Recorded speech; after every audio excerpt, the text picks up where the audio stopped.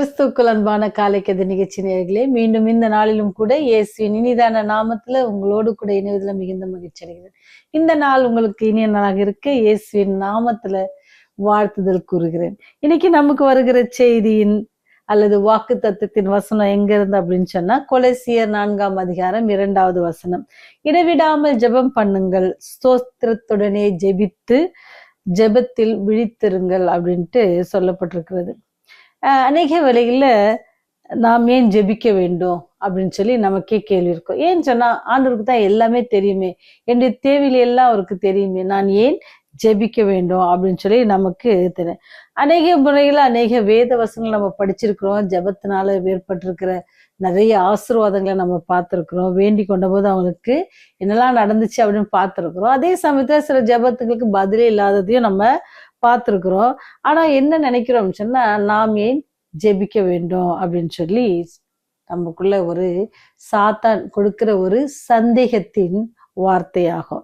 ஜெப வாழ்க்கையை என்ன செய்யும்னா, நீங்க அப்படி ஒரு கேள்வி கேட்கும்போது அந்த ஜெப வாழ்க்கை என்ன செய்யும், அப்படியே தளர்ந்து போயிடும் அப்படின்ட்டு சொல்லுறாங்க.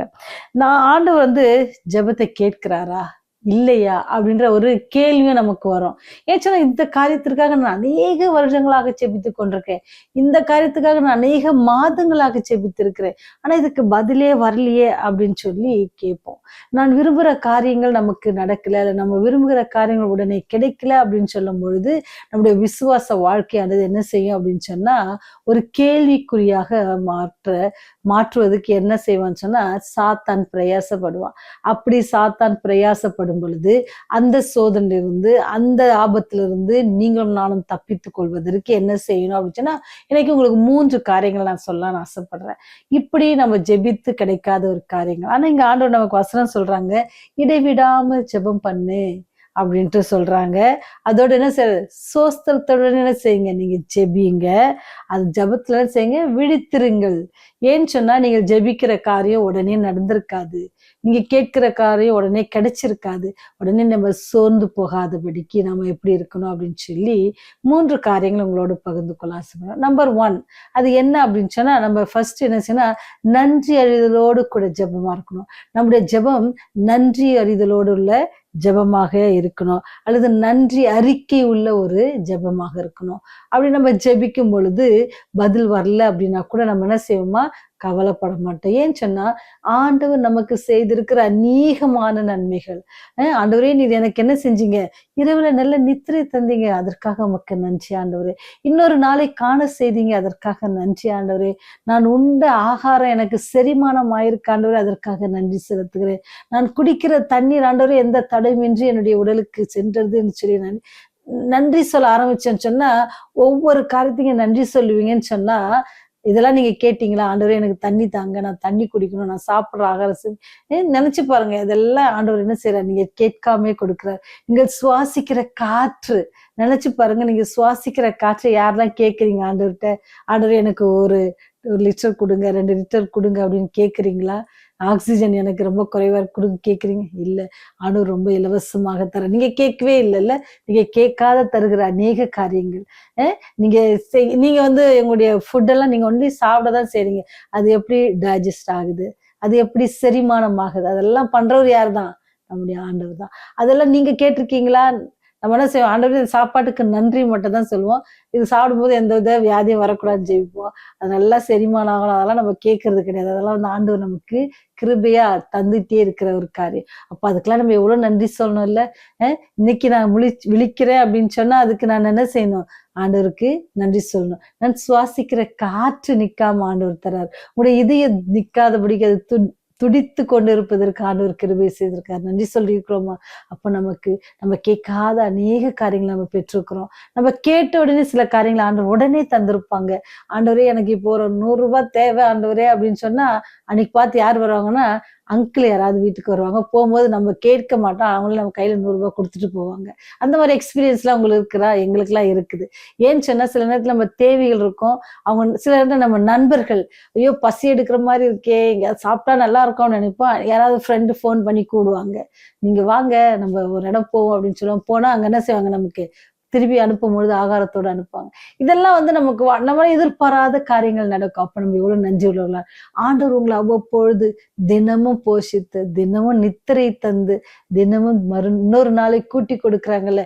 இதுக்கெல்லாம் நீங்க நன்றி சொல்லிங்க ஆரம்பிச்சீங்க அப்படின்னு சொன்னா கிடைக்காத காரியங்களை குறித்து நம்ம யோசிக்க தேவையில்லை. ஏன்னு சொன்னா அது ஏற்ற வேலையில ஏற்ற நேரத்துல என்ன தேவை அப்படின்னு சொல்லி அவரு இந்த சிவர் தருவார். அப்ப நம்முடைய காரியம் என்ன சொன்னா நன்றி சொல்லணும். ஏற்கனவே நம்ம பெற்றுக்கொண்ட காரியங்களுக்காக ஆண்டவரத்துல நன்றி சொல்லணும்.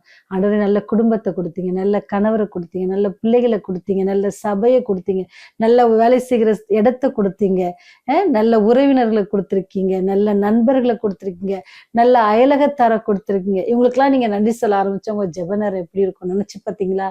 ஆண்டவருக்கு நீங்க அதுதான் ஆண்டவர் சொல்றாரு, இடைவிடாமல் ஜெபம் பண்ணுங்க. கிடைக்குதோ கிடைக்கலோ கிடைத்த காரியங்களுக்காக நீங்க என்ன செய்யுங்க ஆண்டவருக்கு நன்றி சொல்லுங்க. இரண்டாவதாக மனம் திறந்து உரையாடல். ஆண்டவர்கிட்ட என்ன செய்யணும், மனம் திறந்து பேசணும். ஆண்டவருக்கு தெரியாதா என் மனசுல என்ன இருக்குது அப்படின்னு சொல்லி. அண்ணாளுக்கு என்ன தேவைன்னு ஆண்டவருக்கு தெரியுமா? தெரியாது, தெரியும். ஆனாலும் அவ வாய் திறந்தா, ஆண்டவரே நீங்க எனக்கு ஒரு ஆண் பிள்ளைய கொடுங்க, எனக்கு நீங்க அதை கொடுத்தீங்கன்னா வாயில அவ முனகிட்டு இருக்கிறா, அப்படி பேசுறா. இப்போ மனம் விட்டு நம்ம என்ன செய்யணுமா ஆண்டவரிடத்துல பேசணும். ஆண்டவருக்கு உங்க இதயத்துல என்ன இருக்குது எல்லாம் தெரியும். நீங்க மறைச்சு ஆண்டவரே எனக்கு இது இல்லை அது இல்லை அப்படின்னு சொன்னாலும் உங்க மனதுல என்ன நீங்க நினைக்கிறீங்க, என்ன தேவை, என்ன ஆசைப்படுறீங்கன்னு சொல்லி அவருக்கு தெரியும்ல. அப்ப அவர்கிட்ட நீங்க என்ன செய்யுங்க, மனம் விட்டு பேசுங்க. அப்படி மனம் விட்டு பேசும்பொழுது என்ன செய்யுதுன்னு சொன்னா ஆண்டவர் என்ன செய்வார், அதை உங்களுக்கு ஏற்ற வேலையில அது உங்களுக்கு நன்மையாக இருக்கும்னு சொன்னா, அது உங்களுடைய வாழ்க்கைக்கு பிரயோஜனமா இருக்குன்னு சொன்னா, அது உங்களுடைய பரலோக ஜீவியத்திற்கு அது போவதற்கு அது உபயோகமா இருக்குன்னு சொன்னா கண்டிப்பா அவர் தர காத்திருக்கிறார். அதனால நீங்க மனம் திறந்து பேசணும் ஆண்டவர்கிட்ட. எப்படி மனம் திறந்து பேசுவாங்க அப்படின்னு சொன்னா, வேதாந்தத்தை பாத்தீங்கன்னா ஏசாயா தீர்க்கதரிசி, சாமுவேல் இவங்கெல்லாம் ஆண்டவர்கிட்ட மனம் திறந்து பேசுவாங்க. மோசே மனம் திறந்து பேசுவாரு. ஆண்டவர்கிட்ட சொல்லுவார், ஆண்டவரே நீங்க செய்யுங்க, என் பேரை கிறுக்கி போடுங்க, இவங்களை அழிச்சிடாதீங்க. இதெல்லாம் மனசுல அதெல்லாம் ஆண்டுட்டு நம்ம சொல்ல முடியுமா? அவனா மோசெல்லாம் மனம் திறந்து பேசுவாங்க. ஏன்னு சொன்னா அவங்க தேவனோடு வைத்திருக்கிற உறவை நம்ம தப்ப நீங்களும் நானும் கூட ஜெபத்துல என்ன செய்யணுமா ஆண்டவர்கிட்ட மனம் திறந்து பேசணும். மூன்றாவதாக என்ன செய்யுது அப்படின்னு சொன்னா காத்திருக்கணும். காத்திருக்கிற அனுபவங்கள். கர்த்தருக்கு காத்திருக்கிற பிள்ளைகளாக இருக்கணும். ஏன்னு சொன்னா கர்த்தருக்குள் நம்ம காத்திருக்கும் பொழுது நமக்கு கிடைக்கிற காரியங்கள் என்ன செய்யாது, நமக்கு எந்தவித வேதனையும் அதனோட ஆண்டவர் கூட்ட மாட்டார். ஏன்னு சொன்னா ஆண்டவர் நமக்கு என்ன காரியம் சொல்லியிருக்காங்க, நம்ம கேட்கிற எல்லா காரியத்தையும் அவர் தர வல்லவரா இருக்கிறார். ஆனாலும் சில காரியங்கள் நமக்கு கேட்கிற மாதிரி கிடைக்காது. ஏன்னு சொன்னா அந்த காரியம் வந்து நமக்கு பிரயோஜனம் இல்லாத காரியத்தை நாம கேட்டுக்கொண்டிருப்போமா இருக்கும். சில வேளைகளில் நம்ம தேவைப்படாத பொருட்களுக்காக ஆண்டவர்கிட்ட ஜெபித்து கொண்டிருப்போம்.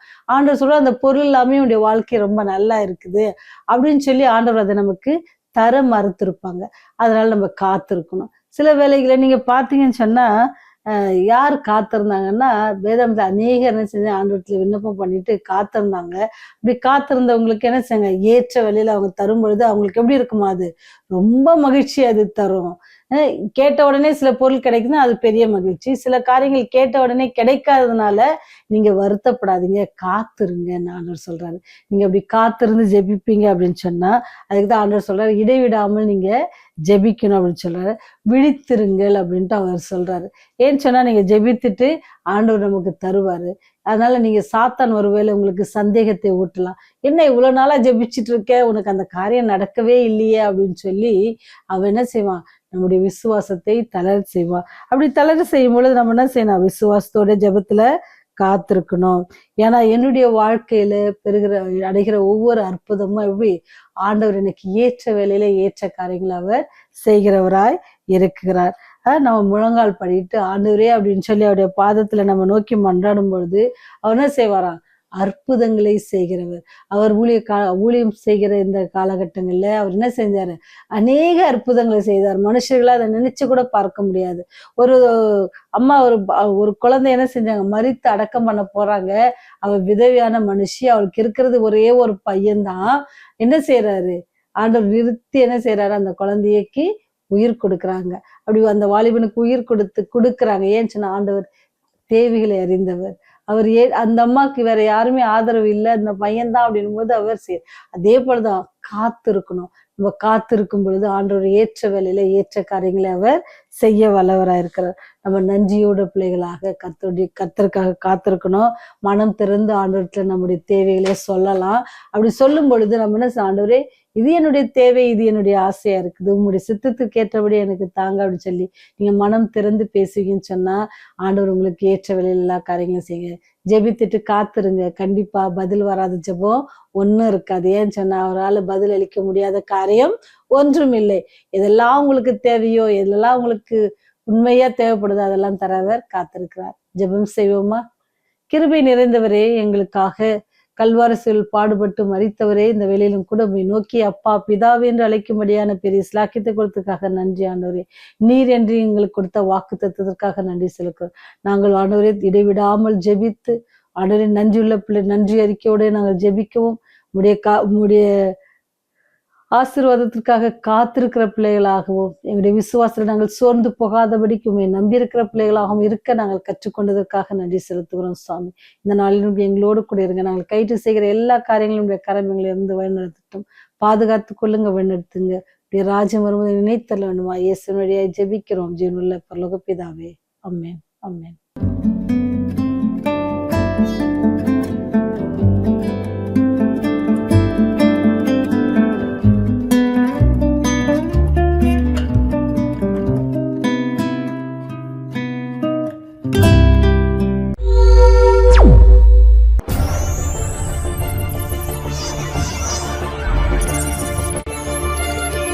நீங்கள் பார்த்துக் கொண்டிருப்பது உங்கள் ரிவைவல் டிவி.